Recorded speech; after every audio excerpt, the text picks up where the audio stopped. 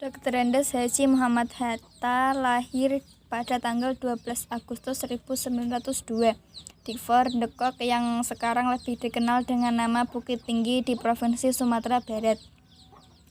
Beliau meninggal di Jakarta pada tanggal 14 Maret 1980 di usia 77 tahun.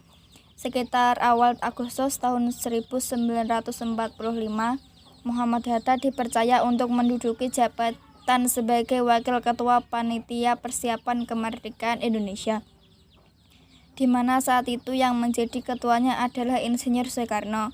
Setelah teks proklamasi kemerdekaan selesai dipersiapkan 16 Agustus 1945, keesokan harinya tepat 17 Agustus 1945 yang berlokasi di Jalan Pegangsaan Timur, Jakarta Pusat, Insinyur Soekarno memproklamirkan kemerdekaan bangsa Indonesia kepada dunia. Dan keesokan harinya pada tanggal 18 Agustus di tahun yang sama, Insinyur Soekarno dilantik menjadi Presiden pertama Indonesia dengan didampingi Bapak Muhammad Hatta sebagai Wakil Presiden pertama Indonesia. Setelah Indonesia mengumumkan kemerdekaannya, pria yang akrab dengan panggilan Bung Hatta ini pun aktif mengisi ceramah di berbagai universitas di Indonesia. Bahkan tidak hanya sekedar mengisi ceramah, beliau juga berhasil meraih gelar Doktor Honoris Causa dalam bidang ekonomi dan hukum dari berbagai universitas di wilayah Indonesia. Aktivitas beliau pun kian berlanjut. Muhammad Hatta merilis buku ilmiahnya dalam bidang ekonomi dan koperasi. Di samping itu, Bung Hatta juga kerap memberikan bimbingan pada gerakan koperasi agar dapat mewujudkan cita-cita ekonomi koperasi yang ia miliki.